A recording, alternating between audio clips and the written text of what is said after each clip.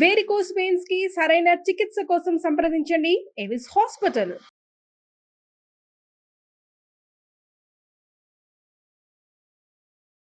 నమస్కారం. మాఘపురాణం 13వ రోజు పారాయణలోకి వచ్చాం. ముందు అధ్యాయంలో పరమేశ్వరుని గురించి, ప్రయాగ స్నాన మహాత్మ్యాన్ని గురించి తెలుసుకున్నాం. ఈ వశిష్ఠుల వారు తెలియజేసినటువంటి మార్కండేయ చరిత్ర, ఈ లింగాకార వృత్తాంతాన్ని అత్యంత కుతూహలంతో విన్నాడు దిలీప మహారాజు. ఇంకా ఎన్నో విషయాలు ఏమైనా ఉంటే మాఘమాస మహాత్మ్యాన్ని గురించి, అంటే వివిధ యుగాలలో ఎలాంటి కథలు చెప్పబడ్డాయి, అలా వాటి గురించి ఏదైనా ప్రత్యేకమైన విషయం ఉంటే తెలియజేయండి. నాకు చాలా ఉత్కంఠగా ఉంది. ఇంత ప్రత్యేకమైన మాసాన్ని ఇప్పటిదాకా నేను తెలుసుకోలేకపోయానని పరిపరి విధాలుగా ప్రశ్నించాడు. ఇంకా అడిగాడనమాట. అడిగేసరికల్లా వశిష్ఠుల వారు చెప్తున్నారు అసలు ఇది ఎవరికి చెప్పారు. ఈ మాఘమాస మహాత్మ్యాన్ని ముందు పరమేశ్వరుడు పార్వతీదేవికి తెలియజేశాడట. ఆ తర్వాత అదే విషయాన్ని బ్రహ్మదేవుడు నారదుడికి తెలియజేశాడు. దానిని నీకు తెలియజేస్తాను, శ్రద్ధగా వినమన్నాడు. ఒకనాడు కైలాస పర్వతం నందు శివుడు ఒంటరిగా తను తపస్సు చేసుకుంటూ ఉండగా పార్వతీదేవి వచ్చి, నాథ, మీ ద్వారా అనేక కొంగొత్త పుణ్య విషయాలను తెలుసుకున్నాను, కానీ ప్రయాగ క్షేత్ర మహాత్మ్యము, మాఘమాస మహాత్మ్యాన్ని ఇదివరకు వినలేదు. వాటిని కూడా మీ వలన వినవలనని కోరికతో ఉన్నాను. కాబట్టి నా కోరిక తీర్చి నన్ను ధన్యురాలిని చేయండి స్వామి అని ప్రార్థించింది. మనం సాధారణంగా చెప్పుకుంటామండి మన పురాణ గాథల్లో పార్వతీదేవి అమ్మవారు సర్వాంతర్యమైన, కానీ భర్త యందు చాలా వినయం వహిస్తుంది ఆవిడ. పరమేశ్వరుని అడుగుతుంది. పరమేశ్వరుడే పార్వతీదేవికి తెలియజేశాడు. మహాలక్ష్మి, మనం లక్ష్మీ అష్టోత్తరం చదువుకుంటాం. అందులో కూడా అమ్మవారు అడుగుతుంది. దేవివాచ అని వస్తుంది కదా, దేవదేవం మహాదేవ త్రికాలజ్ఞమహేశ్వర కరుణాకర దేవేచ భక్తానుగ్రహకారక అష్టోత్తర శతం లక్ష్మ్యాహ శ్రోతుమిచ్చామి తత్వత అని అడుగుతుంది. తత్వం, దాని సంగతి ఏమిటి, అష్టోత్తర శత లక్ష్మి నామాలు ఎలా చదవాలి, ఏం చేయాలని అమ్మవారు అడిగితేనే శివుడు పరమేశ్వరుడు సెలవిచ్చిందే మనం రోజు నిత్యం చదువుకుంటాం.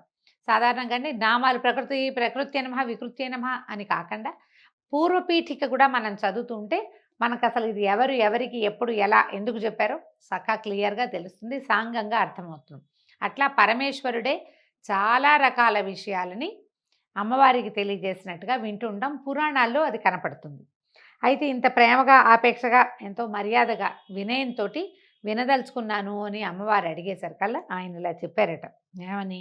మాఘమాసమందు సూర్యుడు మకరంలోంచి కుంభంలోకి ప్రవేశిస్తాడు.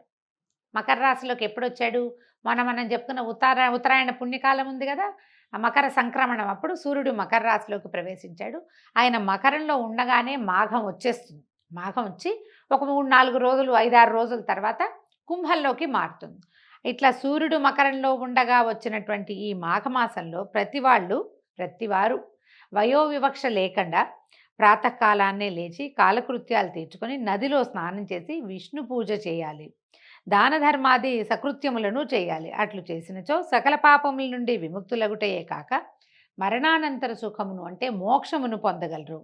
అలాగే సూర్యుడు మకర రాశిలో ఉండే ఈ మాఘమాసం అంటే పూర్తిగా మకరంలో ఉండడు, కొంతే ఉంటాడు, కానీ ఇక పురాణంలో అట్లా చెప్పబడింది అనమాట. మాఘమాసం అందు ప్రయాగ క్షేత్రమందు ఏ మనుజుడు నదీ స్నానం చేస్తాడో అట్టివాడు వైకుంఠమునకు పోయి సాలోక్య సుఖాన్ని పొందుతాడు. భగవంతునితో పాటు ఆ లోకంలో ఉంటాడనమాట. ఈ మాఘంలో నది, సముద్రము, చెరువు, బావి, ఎక్కడైనా సరే, అదే కాకుండా స్వగృహంలో అయినా సరే ప్రాతకాలంనే స్నానం చేసిన వారికి విశేష పుణ్యఫలం కలగటమే కాకుండా వారి సమస్త పాపాలు హరించుకుపోతాయి. విడవకుండా అంటే 2వ రోజు 3వ రోజు కూడా అట్లే స్నానం చేస్తే, అంటే ఇప్పుడు మొదటి రోజు చేసాము, ఇది పాడ్యమి నాడు మాఘమాసం వచ్చింది, మొదటి రోజు చేసాను చాలే అని మానేయకుండా 2వ రోజు 3వ రోజు కూడా వరుసగా స్నానం చేస్తే విష్ణులోకము, విష్ణు సందర్శనము కూడా దొరుకుతుందట. మాఘంలో ప్రయాగ క్షేత్రంలో త్రివేణి సంగ స్నానం చేసిన వారు జన్మరాహిత్యాన్ని కూడా పొందుతారు. వరుసగా 3 రోజులు అనమాట. తొలి రోజు, 2వ రోజు, 3వ రోజు అంటే పాడ్యమి ప్రతిపద్దినము నాడు, ద్వితీయ తృతీయలయందు విధియ తదియల్లో కూడా ప్రయాగ క్షేత్రంలో త్రివేణి సంగమంలో స్నానం చేస్తే ఇక వాళ్ళకి మరు జన్మ లేదట, జన్మరాహిత్యాన్ని పొందుతారు. ఈ మాఘమాసంలో ఎలా చేయాలట? ఏ నీటి తావైనా సరే, నది, చెరువు, బావి, కాలువ లేదా గోష్పాదము మునిగేంత నీరున్న ప్రదేశమైన చిన్న కుండ్రంలో కూడా, చిన్న చెరువులు, దొరువులు ఉంటాయి, ఊళ్ళల్లో కనబడతాయి. ఇప్పుడు ఎక్కడున్నాయండి దొరువులు? అన్నీ బోర్లే కదా మనకుంది, పాతకాలం కాబట్టి చెప్తున్నారు అంతే. కొద్దిపాటి నీళ్ళు, ఇక్కడ ఎన్ని నీళ్ళున్నా ఇందులో స్నానం ఏమిటి అనుకోకూడదు. భూ సంబంధమైన జలాలన్నిట్లల్లో కూడా స్నానం మంచిదన్నమాట. నీరున్న అదే గోష్పాదము మునిగేంతటి నీళ్లున్న ప్రదేశంలో అయినా ప్రాతకాలంలోనే స్నానమాచరించి ఆదిత్యునకు అంటే సూర్యుడికి ప్రదానం చేసి శక్తి కొలది దాన ధర్మాలు చేయాలి. ఒట్టిగా స్నానం చేయటమే కాకుండా ప్రాతకాలంలో అప్పుడే ఉదయిస్తున్న రవిబింబాన్ని చూసి ఆయనకు ఒక దోసెడు నీళ్లు అర్ఘ్యం వదిలిపెడితే దానివల్ల అసలు వచ్చే ఫలితం అంతా ఇంత కాదుటండి. ఇప్పుడు దీనివల్ల పుణ్యం వస్తుంది, పునర్జన్మ ఉండదు, మోక్షం వస్తుంది, ఇవన్నీ వింటాం మనం. కానీ ప్రధానంగా వచ్చేది ఏంటో తెలుసా అండి? ఆ పొద్దున్నే ఉదయిస్తున్నటువంటి సూర్యబింబాన్ని పవిత్ర దృష్టితోటి కనుక చూస్తే, అంటే స్నానం చేసి సిద్ధంగా నమస్కార బుద్ధితోటి కనుక చూస్తే ఆరోగ్యం సిద్ధిస్తుంది. మనకు సాధారణ వాక్యాలు, మహావాక్యాలన్నిట్లలో ఇదొక వాక్యం. ఏమిటది? ఆరోగ్యం భాస్కరాది ఇచ్చేదని. ఆరోగ్యం లభిస్తుంది. ఉదయకాలమే పొద్దున్నే లేస్తే ఆరోగ్యం ఆటోమేటిక్గా వస్తుంది. అందుకే పొద్దున్నే లేవండి అని చెప్తారు. అయితే శక్తి కొలది దానాలు చేయాలి. అటు పిమ్మట విష్ణువార్చనలు, శివార్చనలు చేయాలి. ఎందుకంటే అన్ని మాసాల్లోనూ మాఘమాసము అత్యంత శ్రేష్టమైనది. సర్వదేవతలందును శ్రీమన్నారాయణుడే ముఖ్యుడు కదా. ఆ శ్రీమన్నారాయణుడే కదా సకల చరాచర జీవరాశిని పోషించి పెంపొందిస్తోంది. శాస్త్రాలన్నిట్లలోకి వేదశాస్త్రం ముఖ్యమైనది. జాతులలో బ్రాహ్మణ జాతి శ్రేష్టమైనది. పర్వతములలో మేరుపర్వతం ఉన్నతమైనది. అలాగే మాసాలన్నిట్లలో మాఘమాసము మిక్కిలి శ్రేష్టమైనది. ఇవన్నీ పురాణ గాథలండి, అంతమటికే తీసుకుందాం.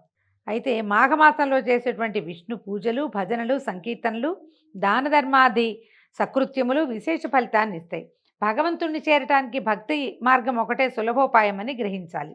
అత్యంత భక్తి శ్రద్ధలతో భగవంతుని సేవించినచో ఆ భగవంతుడే మన రక్షణను చూసుకుంటాడు, అన్నిటి అడగకుండానే సమకూరుస్తాడు. కాబట్టి ఈ పుణ్య మాఘమాసమందు సర్వులు భగవత్ సేవ యందు తరించాలి. చలిగా ఉన్నదని స్నానం మానేయటం అనేది ఏంటంటే రాబోయే పుణ్యాన్ని కాలదనుకోవటమే. మాఘమాసంలో అంత చలి ఉండదండి. పూర్వకాలం ఉండేది. హైదరాబాద్ లాంటి చోట అయితే చలే లేదు, ఎండొచ్చేసింది, బాగా చొరచొరలాడిపోతుంది. ఇక్కడ కొంచెం కోస్టల్ ఏరియాస్లోనూ అక్కడ కొద్దిగా పొగమంచు ఉందేమో. కార్తీకం అంత చలి ఉండదు. మనం ఇంట్లో అయినా స్నానం చేయొచ్చు కదా, కాబట్టి చేసేస్తేనే మంచిది. ఈ మాఘమాసంలో ప్రాతకాలంలోనే లేచి స్నానపానాదులు కావించి సూర్యునికి అర్ఘ్యప్రదానం చేసి నమస్కరించి నైవేద్యం పెట్టి శుభ్రమైన ధవళ వస్త్రాలను ఒక పేద బ్రాహ్మణుడికి దానం చేస్తే కనుక మంచి ఫలితము పుణ్యము వస్తుంది. ప్రతిరోజు దానం అని చెప్తున్నారు.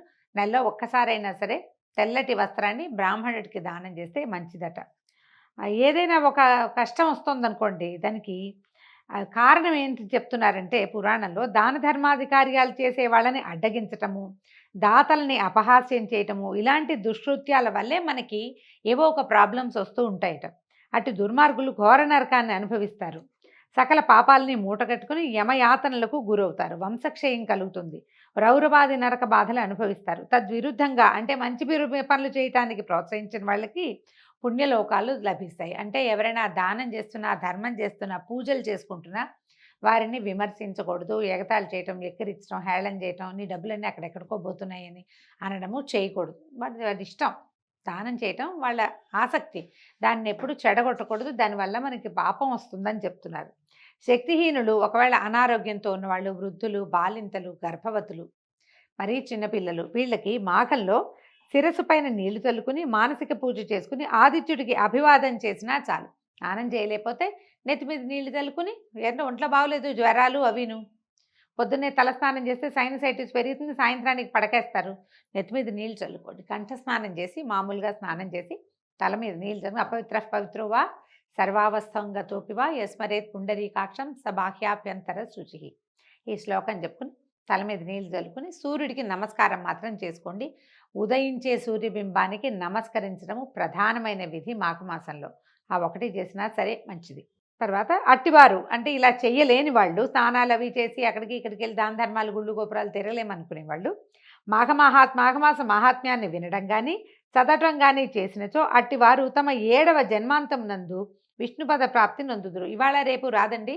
ఇప్పుడు కనుక నేను చెప్పే మాఘపురాణం విన్నారంటే ఇక్కడి నుంచి 7 జన్మల తర్వాత మనకి విష్ణుపదం వస్తుంది, ఎన్ని పాపాలు చేసినా కూడా అని అన్నమాట పాయింట్. మాఘమాస ఇప్పుడు దరిద్రాలు, ఇప్పుడు మనం చేసుకున్న పాపాలు తొలగిపోవాలంటే మాఘమాస విధులు చాలా శ్రేష్టమైనవి, పుణ్యదాయకమైనవి.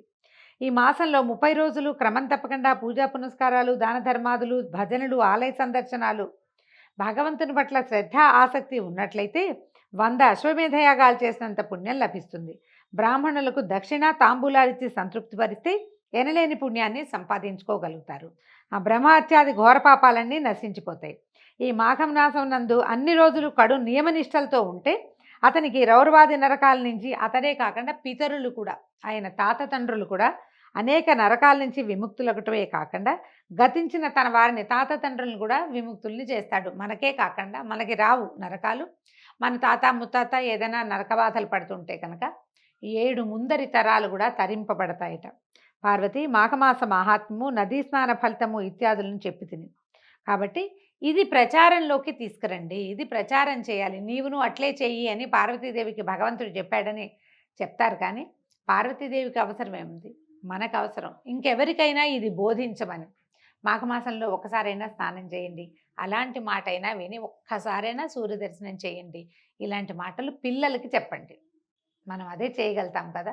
పని వాళ్ళకి ఎవరో మన కింద సబార్డినేట్స్ ప్రాబ్లమ్స్లో ఉన్నారు, చాలా సమస్యలుగా ఉన్నాయంటే మాఘమాసంలో చేయండి. ఇది ప్రధానంగానండి జాతకాల్లో రవి తాలూకు స్థితిగతుల్లో అనుమానం ఉన్నవాళ్ళు, ఉద్యోగాల్లో పోస్టింగ్ సస్పెండ్ అయిపోయిన వాళ్ళు, ఉద్యోగాలు పోయిన వాళ్ళు, ఉద్యోగం రాకుండా ఉన్నవాళ్ళు, గవర్నమెంట్ ఉద్యోగం కోసం తీవ్రమైన ప్రయత్నం ఎన్ని సంవత్సరాలు దండయాత్రలు చేసినా రాని వాళ్ళు, ఇలాంటి వాళ్ళకి ఇది ఉపయోగపడుతుందండి మాఘమాసం. క్రమం తప్పకుండా ఈ నెల రోజులు స్నానం చేసి సూర్యదర్శనం చేసి అర్ఘ్యప్రదానం చేసి నమస్కారం చేసుకోవటం, ఏదైనా కలిగినంత దానం చేయటం లాంటి సాధారణ విధులు పాటించిన మన జీవితానికి ఒక నియమము పద్ధతి ఏర్పడతాయి. తర్వాత నెల అలవాటైపోతుంది ఇది చేయటం. అందుకని పురాణంలో ఇలాంటి ప్రత్యేకమైన పద్ధతులు నెల రోజులు చేయండి అని చెప్తుంటారు. దీంతో 13వ రోజు పారాయణ పూర్తయిందండి. రేపు ఉదయం మళ్ళీ 14వ రోజు పారాయణతో కలుసుకుందాం. నమస్కారం.